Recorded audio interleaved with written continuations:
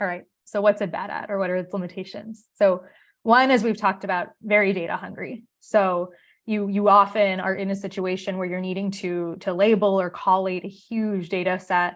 And that often means either you are needing to put a lot of financial and human resources into that, or you're settling for lower quality data. And if you're settling for lower quality data, it's important to understand this principle of garbage in, garbage out. Since machine learning is trying to analyze patterns in its data, if the patterns and the data are garbage, it's going to output garbage. Wait a minute. Let me pause there for a second. So you're saying that if the data is unlabeled, then we're moving over to the unsupervised side, and we're just going to get lower quality outputs because of that. But then some folks are saying, I'd like to improve the quality of the data by doing what? You said something earlier at the beginning of what we were discussing here, that in some cases people are doing, I don't know, it was sort of, maybe it was I imagine this word, but less substandard conditions where people are doing certain types of work. What are you finding in the world of artificial intelligence? Are people in like sweatshops in some place that they're just sitting there like for 16 hours a day saying, this is a dog, this is a dog, this is a cat, this is a dog?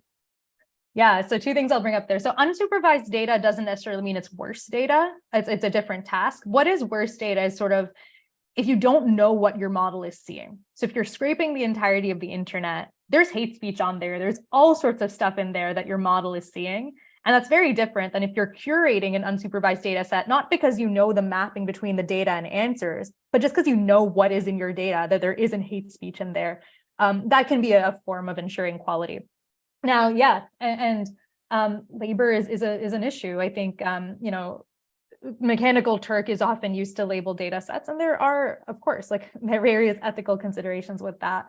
And then when it comes to, GPT, Open that up a little bit further. Mechanical Turk is, we explain, go a bit further with that. Explain that, because yeah, so Amazon Mechanical Turk is basically a system where you can farm out really quick tasks to a bunch of people, and they get paid a small amount of money for each task that they complete.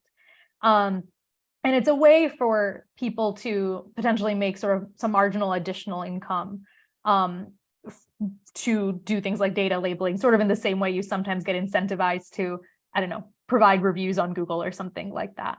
But in a situation where people are depending on that for their livelihood, maybe they're having trouble finding other work, it doesn't necessarily pay enough for that. And it also, of course, takes away time from things like finding other work. So they're just, people are not paid enough for this, basically, even though it's providing a ton of value. Thank you. Sorry for no, going too far on that. absolutely. And then with GPT and OpenAI, there were some breaking stories about the fact that there was a lot of kind of data labeling and content labeling going on in, I believe, Kenya, where workers were not necessarily being paid even what locally would be potentially an acceptable wage. And so it's super, work on data is extremely undervalued in the sense that the algorithmic work is often viewed as flashier than that, but work on data is just essential for making sure any of this algorithmic work actually means anything.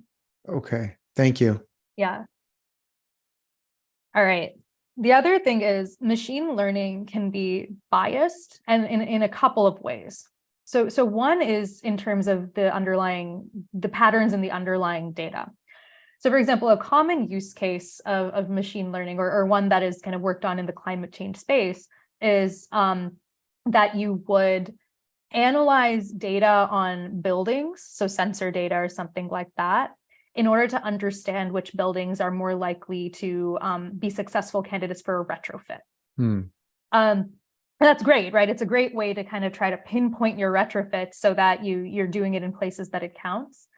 But it's also worth noting that buildings data in the US, for example, reflects the histories of redlining and racial discrimination in the US housing sector, where different parts of the building stock have been invested in differently over the years. And so those biases, even though it's data on buildings, it's this engineering data, right? It reflects human histories and social and political histories that then when you analyze that data are there, and your machine learning algorithm is going to pick up on those patterns and replicate them because its output is fundamentally following the patterns that are already in the data.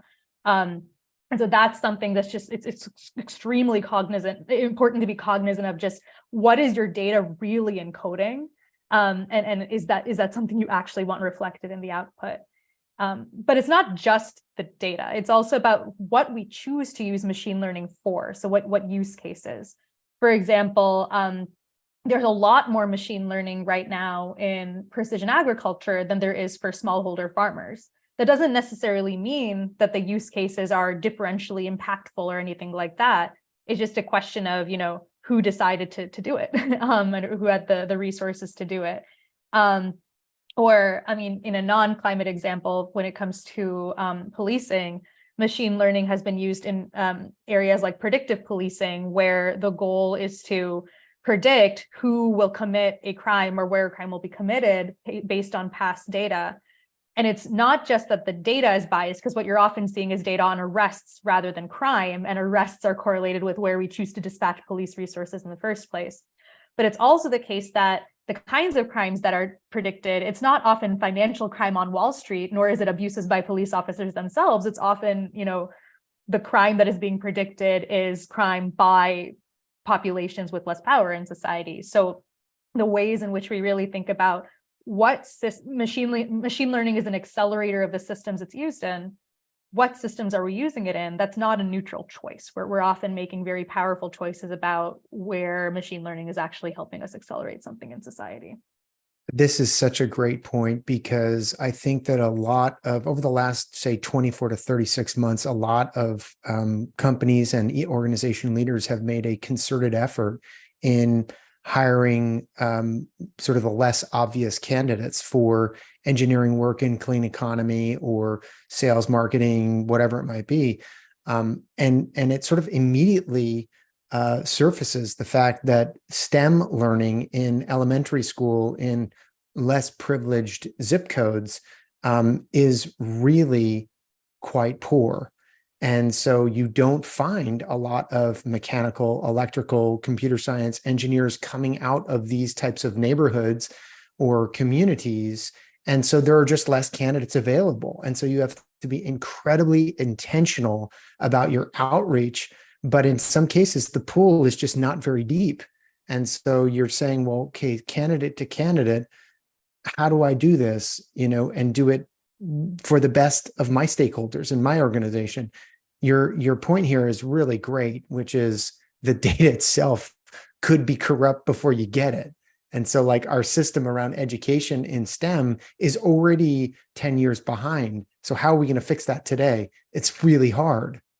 Yeah, and it requires a combination of investing in the systemic solution, right? Making sure that we are investing in, for example, early education, but also, of course, being aware of biases that might be preventing us from even getting the pool of candidates that's out there. The way we specify various criteria, are we requiring a degree for something that doesn't actually need a degree from a skills standpoint?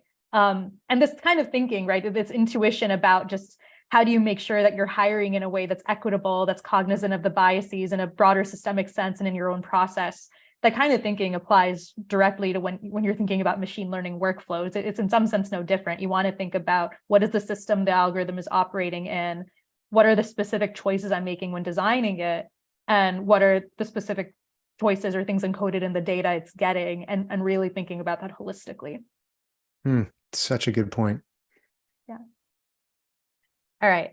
And then the last two things here are maybe obvious, but I think worth saying anyway, or things we've covered. So one is that machine learning assumes that patterns are persistent. So if it's seeing a data set, it assumes that data set is the world.